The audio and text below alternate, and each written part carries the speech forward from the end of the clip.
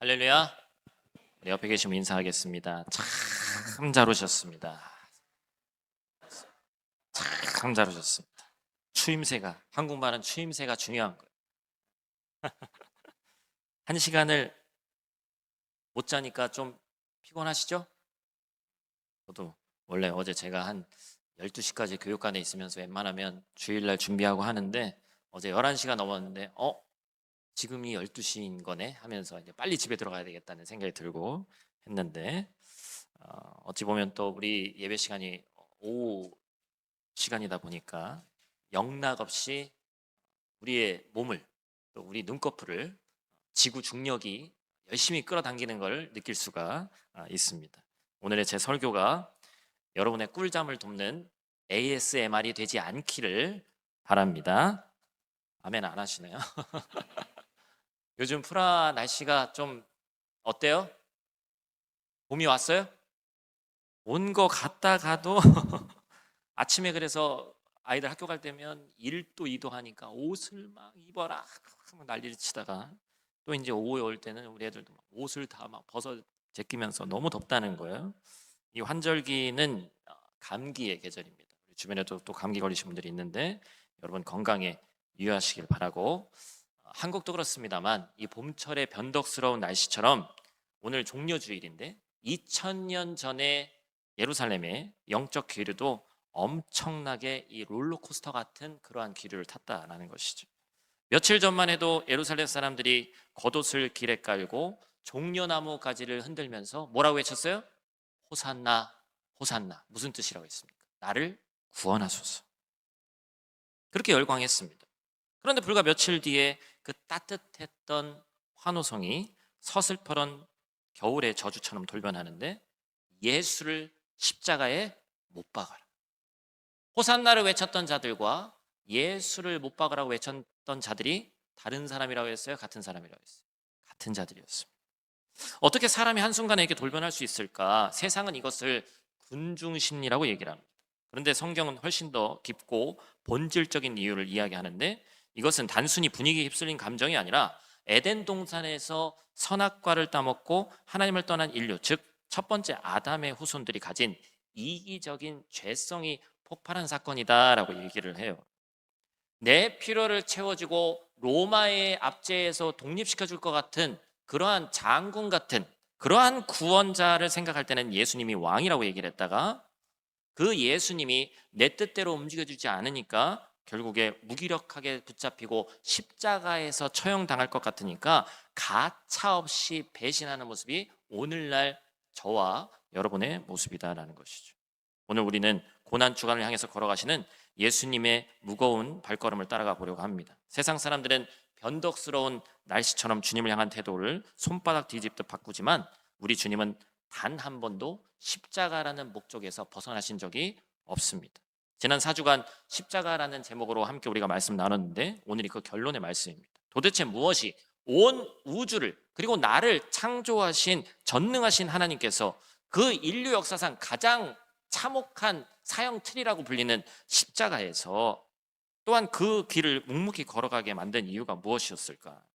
오늘 이 시간 십자가가 어떻게 수천 년 전부터 계획된 하나님의 철저한 구원의 성취였는지, 그리고 왜 죄가 없어진 예수 그리스도께서 우리를 위해 처참하게 찢기셔서 죽으셔야만 했는지, 하나님의 공의와 뜨거운 사랑이 교차하는 십자가의 진리를 이 시간 나눌 때 성령 하나님께서 전하는 자나 듣는 자 모두가 은혜되고 어린 청소년부터 노년에 계신 성도님들까지 이해되는 놀라운 역사가 오늘 이 자리에 있기를 간절히 축복합니다. 첫 번째로 우리가 기억할 것은 이 사건이 우발적으로 일어난 억울한 비극이 아니라 하나님의 엄격한 공의로 인한 철저한 언약의 성취다라는 것입니다. 우리가 십자가를 볼 때 이따도 우리가 이 영상 하나 보겠습니다만 패션 오브 크라이스트라는 영화가 있어요. 그 장면을 여러분들에게 다 보여주고 싶은데 물론 청소년 정도 되니까 주일학교 아이들에겐 좀 힘들고요. 너무나도 이 잔인한 그런 장면들이 막 나옵니다. 우리가 그걸 보면서 감정의 터치가 와서 뭐라고 생각하냐면 예수님 너무나도 아프셨겠다. 불쌍하다. 너무나도 그 귀한 은혜죠. 그런데 분명히 알아야 될 것은 십자가는 단지 우리의 어떤 눈물샘을 자극하기 위해서 하늘이 연출한 슬픈 드라마가 아니에요. 십자가는 우주에서 가장 엄격한 법정이 열린 사건이고 생명의 값을 생명으로 정확하게 지불한 철저하게 계획된 하나님의 완성품이었다라는 것입니다. 그래서 이 십자가의 필연성을 똑바로 이해하려면 성경 전체를 꿰뚫고 있는 아주 중요한 영적인 법칙을 우리가 알아야 되는데 그것이 바로 대표성의 원리입니다. 따라해 보겠습니다. 대표성의 원리. 어제 우리 동원 형제 세례 교육하면서 제가 이 대표성의 원리에 대해서 말씀을 드렸는데 이 말씀에 대해서 이해하기 위해서 두 사람의 인생 이력서를 소개하겠습니다. 한번 상상해 보시기 바라요. 첫 번째 남자가 있습니다. 이 사람은 세상적 기준으로 봤을 때 부러울 것 없는 인생을 살았습니다. 세상에서 가장 아름답게 느껴지는 아내를 만났고 눈에 넣어도 아프지 않을 자녀들을 많이 낳았습니다. 살아가는 환경도 주변에 자기를 거스르는 사람이 많이 없었기 때문에 나쁘지 않았습니다. 부족함이 전혀 없는 지상 낙원에서도 살아봤습니다. 무려 900년이 넘는 세상 말로 얘기하면 천수를 누리다가 세상을 떠났습니다. 세상의 기준으로 보면 남 부러울 것 없는 100점 만점에 100점짜리 완벽하게 성공한 인생을 산 사람이라고 할 수 있습니다. 그런데 여기 또 다른 남자가 있습니다. 이 사람의 인생은 시작부터 끝까지 꼬일 대로 꼬인 인생이었습니다. 번듯한 직장을 다녔다는 것도 없고 직업도 없습니다. 결혼은커녕 이 땅에 편히 누울 집 한 채가 없었고 인생의 가장 찬란해야 될 30대 초반 한창 때에 억울한 누명을 쓰고 사형수로 죽었습니다. 심지어 그가 처참하게 죽어갈 때 3년 반이나 동고동락하면서 자기 목숨처럼 믿었던 가장 친한 동료, 제자들은 그를 다 배신하고 한 명도 남지 않고 도망가 버렸습니다. 세상의 기준으로 보면 이보다 더 비참할 수 없는 처참하게 실패한 인생입니다. 성경의 내용을 알고 있는 우리는 이 사람들이 누구를 지칭하는지 잘 알 것입니다. 세상의 잣대로 보면 누가 성공했고 누가 실패했습니까? 당연히 첫 번째 남자가 성공했고 두 번째 남자가 철저히 실패했죠. 솔직히 우리도 다 첫 번째 남자처럼 그냥 그렇게 천수를 누리면서 살고 싶지 두 번째 남자처럼 비참하게 살고 싶은 마음이 우리 가운데 없어요. 그런데 여러분, 성경은 이 두 사람의 인생을 어떻게 평가합니까? 완벽하게 성공한 것 같던 이 첫 번째 남자는 바로 인류의 첫 번째 대표 선수인 아담입니다. 성경은 세상 부러울 것 없었던 그의 화려한 인생이 사실은 하나님 앞에서 전 인류를 망쳐놓은 가장 끔찍한 실패였다고 얘기하고 있습니다. 신약 성경에 기록된 헬라어로 기록되어 있는데 죄를 하마르티아라고 얘기합니다. 그 뜻은 양궁 선수가 활을 쐈는데 관역을 빗나갔다라는 뜻이에요. 인류의 대표인 아담이 에덴 동산에서 피조물의 자리를 이탈했고 내가 내 인생의 주인이 되고 내가 하나님처럼 높아지겠다는 지독한 교만 때문에 생명의 관역을 빗나간 사건을 우리는 원죄라고 부릅니다. 사도 바울은 로마서 5장 12절에서 이 첫 번째 대표 선수가 불러온 끔찍한 패배의 결과를 이렇게 선고합니다. 우리 한 목소리로 같이 읽겠습니다. 그러므로 한 사람으로 말미암아 죄가 세상에 들어오고 죄로 말미암아 사망이 들어왔나니 모든 사람이 죄를 지었으므로 사망이 모든 사람에게 이르렀다라고 얘기하고 있어요. 아담의 이 썩은 영적 DNA가 지금 우리 혈관에도 흐르고 있습니다. 그래서 우리는 태어날 때부터 관역을 맞출 능력이 없는 고장난 화살처럼 태어났다는 거예요. 설원에서 보았던 그 변덕스러운 종려주일의 군중들처럼 내 기분과 이익에 따라서 언제든지 예수 그리스도를 십자가에 못 박히려고 소리치는 이기적인 본성이, 그 첫 번째 아담의 본성이 우리에게 남겨진 죄의 실패의 유산이라는 거예요. 누군가 완벽한 생명의 값을 온전히 치르지 않으면 이 문제는 해결될 수가 없는 거예요. 다시 말해서 누군가 대신해서 피 흘려 죽지 않으면 이 죄의 빗나감이 결코 스스로는 원상복구될 수 없다라는 얘기입니다. 이것이 우주를 지탱하는 하나님의 가장 무서운 공의예요. 그래서 하나님께서 내리신 결단이 뭐였습니까? 세상의 눈에는 가장 비참하게 실패한 사형수 같았던 두 번째 남자, 성경에서는 뭐라고 해요? 두 번째 아담이라고 얘기합니다. 예수 그리스도께서 이 사망의 청구서 앞에서 절망하는 인류를 위해서 새로운 인류의 대표로 파송되었고, 이 위대한 영적 반전을 고린도전서 15장 22절은 대표성의 원리를 가지고 이렇게 얘기합니다. 우리 같이 읽겠습니다. 아담 안에서 모든 사람이 죽은 것 같이 그리스도 안에서 모든 사람이 삶을 얻으리라. 아멘. 할렐루야. 여러분, 이게 기가 막힌 구속사의 대조적인 대표성인 거예요. 한 사람으로 인해서 죄가 들어왔기 때문에 억울할 수 있다. 그렇기 때문에 구원의 역사도 한 사람으로 문을 활짝 열어주시겠다는 겁니다. 첫 번째 아담은 에덴 동산의 첫 번째 나무 선악과에서 불순종해서 전 인류를 다 죽음으로 몰아넣었습니다. 그런데 두 번째 아담이신 예수님은 골고다 언덕의 두 번째 나무 십자가에 친히 오르셔서 하나님을 향한 완벽한 순종으로 우리 모두를 살려내신 사건이에요.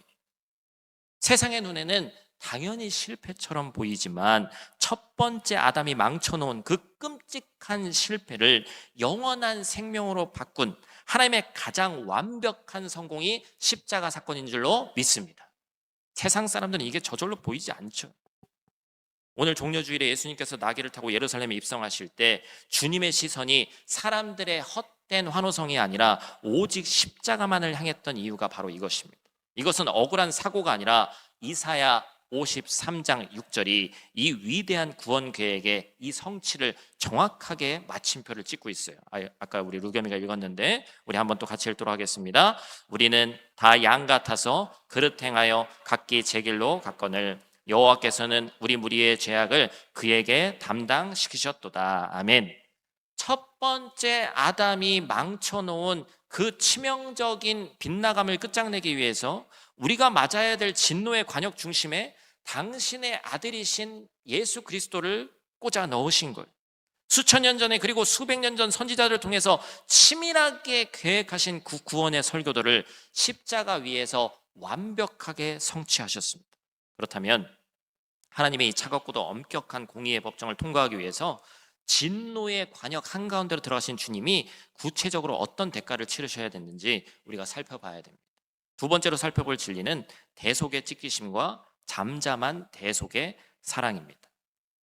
이사야 53장 4절과 5절은 십자가의 현장을 이렇게 예언합니다. 우리 같이 또 큰 목소리로 읽겠습니다. 그는 실로 우리가 받아야 할 고통을 대신 받고 우리가 겪어야 할 슬픔을 대신 겪었다. 그러나 우리는 그가 징벌을 받아서 하나님에게 맞으며 고난을 받는다고 생각하였다. 그러나 그가 찔린 것은 우리의 허물 때문이고 그가 상처를 받은 것은 우리의 악함 때문이다. 그가 징계를 받음으로써 우리가 평화를 누리고 그가 매를 맞음으로써 우리의 병이 나았다. 아멘. 여러분, 우리가 세상을 살면서 가장 억울하고 화가 날 때가 언제입니까? 내가 한 일도 아닌데 어떠한 일을 책임지라고 모든 책임의 전가가 나에게 왔을 때 발끈합니다. 특별히 내 자녀, 내 가족을 누군가 건들 때 우리는 가족 중심으로 많이 돼 있기 때문에 예민하고 분노하죠. 요즘 우리 교회가 좋은 소문이 났습니다. 만나는 분들마다 다른 교회에 다니는 분들이 목사님, 교인들이 엄청나게 많아졌다면서요? 제가 대묻죠. 그래요? 라고 얘기를 합니다. 우리가 물론 옛날에 코로나 기간을 생각하면 그렇지만 뭐 비교 대상이 누구냐에 따라서 다를 수 있겠습니다만 우리가 뭐 몇백 명, 몇천 명 되는 교회도 아니고 우리가 참 감사하게도 하나님이 많은 분들 보내주셨는데 제가 이제 특별히 우리 교회에 또 자랑한다면 자랑할 수 있는 게 뭐가 있을까? 다음 세대가 많죠. 우리 이제 청소년부 아이들도 저기 있습니다만 기본적으로 출석 인원이 재정 말고 출석 인원이 청소년부가 20명이 넘고 어린이들도 20명이 넘습니다. 다음 세대가 한국 교회는 많이 없다고 얘기하는데 그래서 다음 세대가 한국 교회에서는 뭐라고 얘기하냐면 11조라고 얘기해요. 11조. 그래서 우리는 이제 다음 세대 아이들이 청소년부 주일학교가 한 40명 정도 된다라고 얘기하면 원래는 장년이 몇 명 정도 있어야 되는 거예요? 360명 정도 있어야 되는 거예요. 그런 교회다라고 생각하고 저도 목회하고 있습니다. 감사한 일이죠.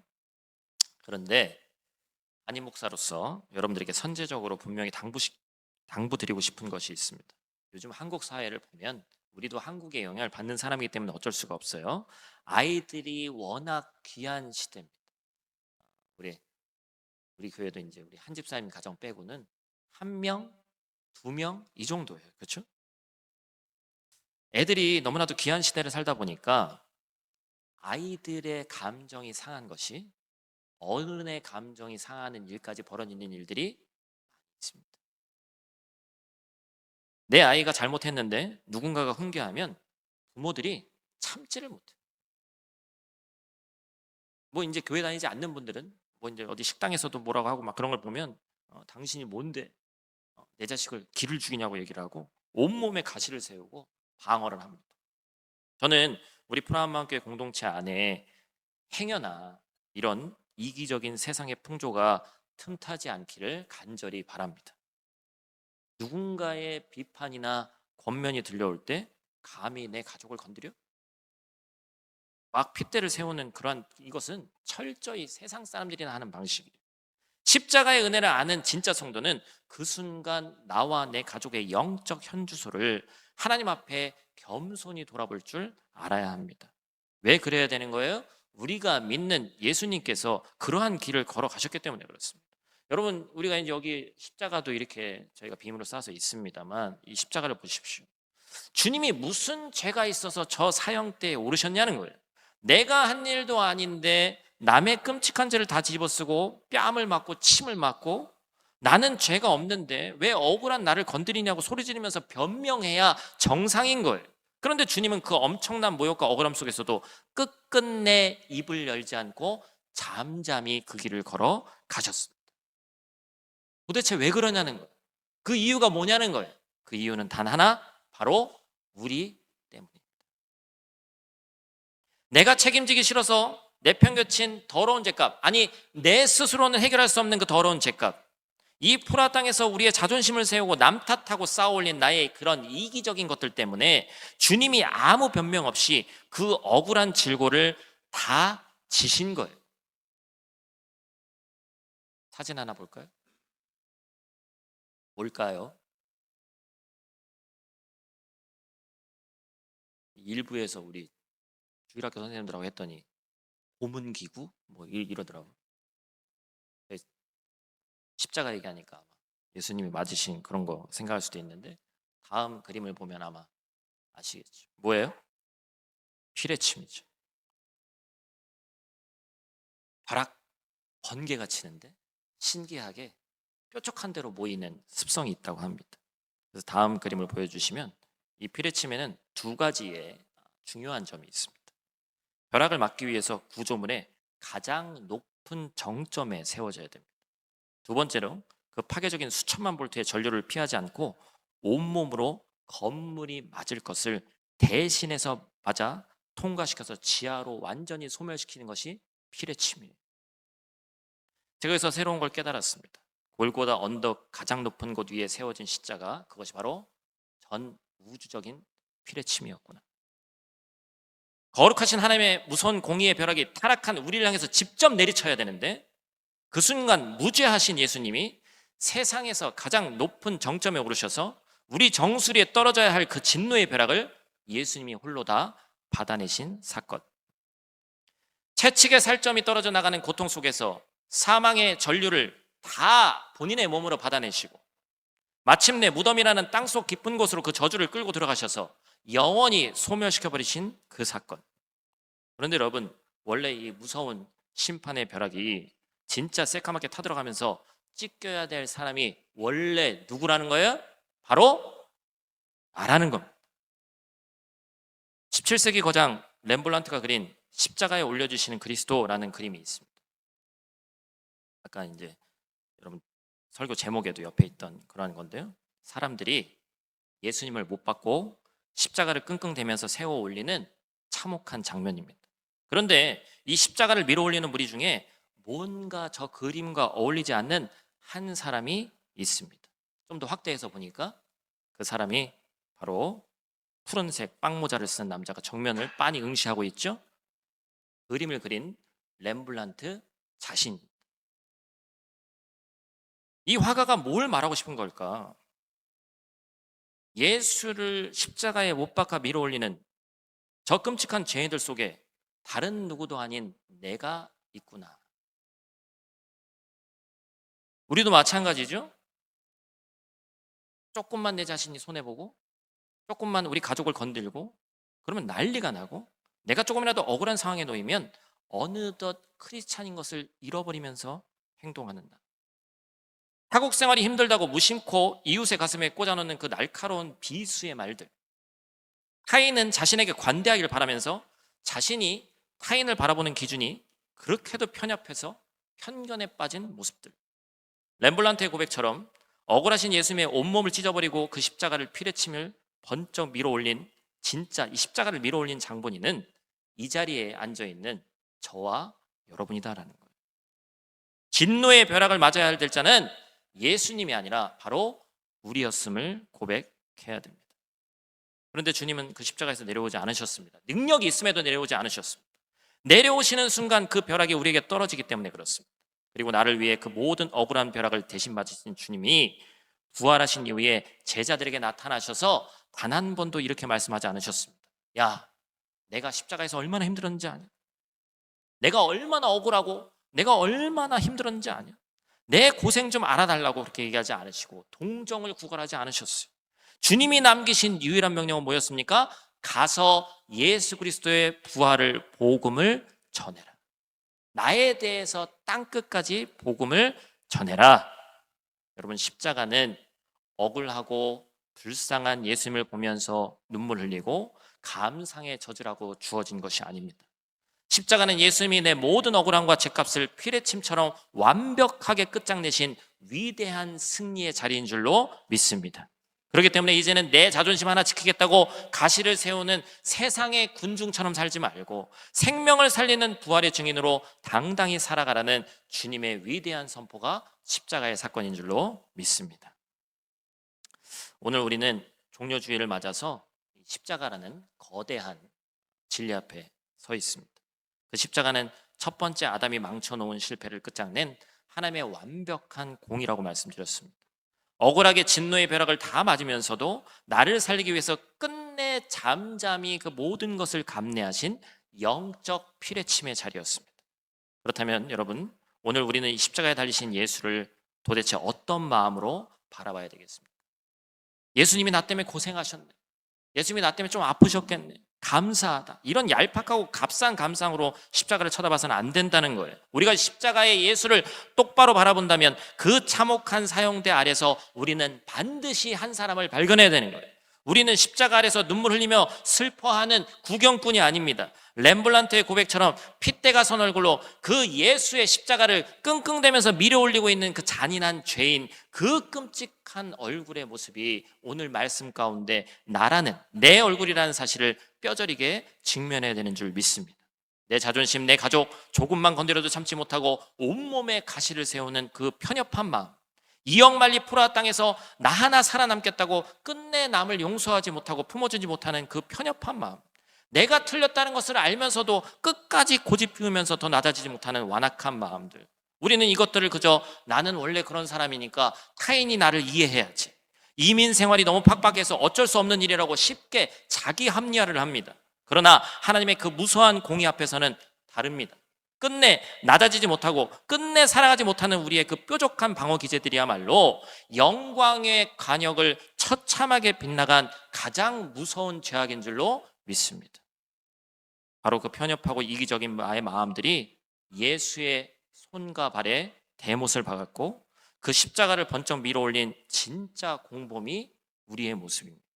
그런데 주님은 당신을 십자가에 못 박아 밀어올리는 그 잔인한 우리의 얼굴을 위에서 보심에도 불구하고 기꺼이 그 죄의 모든 것을 감내하셨습니다. 부활하신 후에도 억울함이나 동정, 호소를 구걸하지 않으셨습니다. 이제는 변덕스러운 군중의 옷을 벗어던지고 사망을 이긴 부활의 증인으로 살아라고 우리를 위대한 생명의 길로 초대하셨습니다. 제가 광고 시간에도 말씀드렸지만 내일부터 고난주간이 시작됩니다. 유럽은 고난주간이 휴가의 때다 보니까 한국처럼 뭘 하기도 쉽지 않습니다.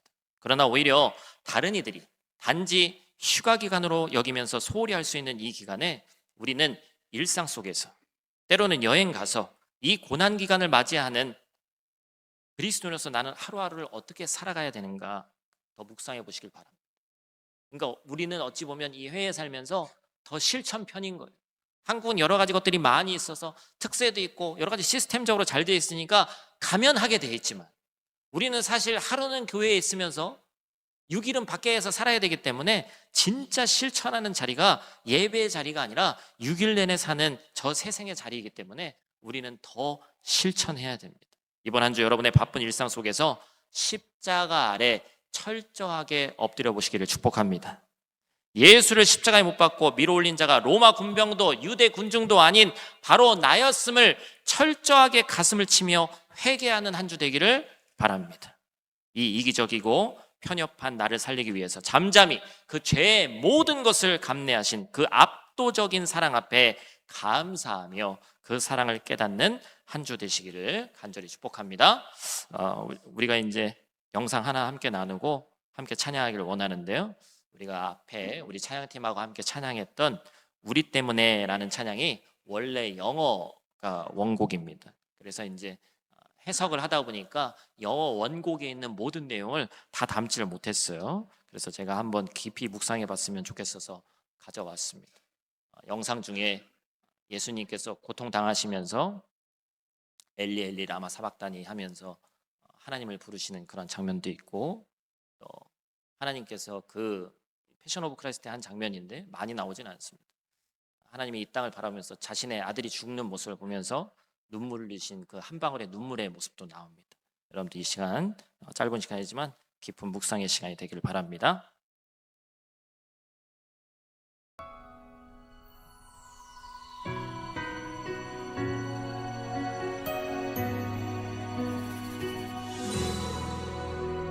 As little children, we would dream of Christmas morn, of all the gifts and toys we knew we'd find. But we never realized a baby born one blessed night gave us the greatest gift of our lives. We were the reason that He gave His life. We were the reason that He suffered and died. To a world that was lost, He gave all He could give to show us the reason to live. As the years went by, we learned more about gifts, the giving of ourselves, and what that means. On a dark and cloudy day, a man hung crying in the rain, all because of love, all because of love. Oh, we were the reason that He gave His life. We were the reason that He suffered and died. To a world that was lost, He gave all He could give to show us the reason to live.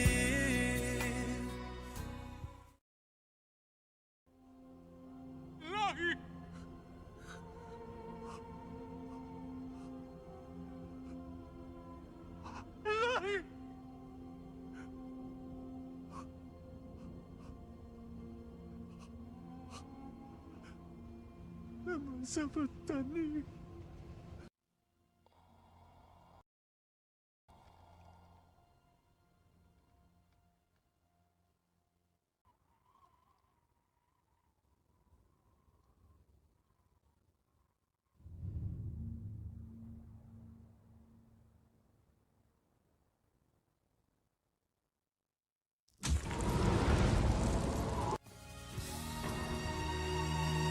He is my reason to live.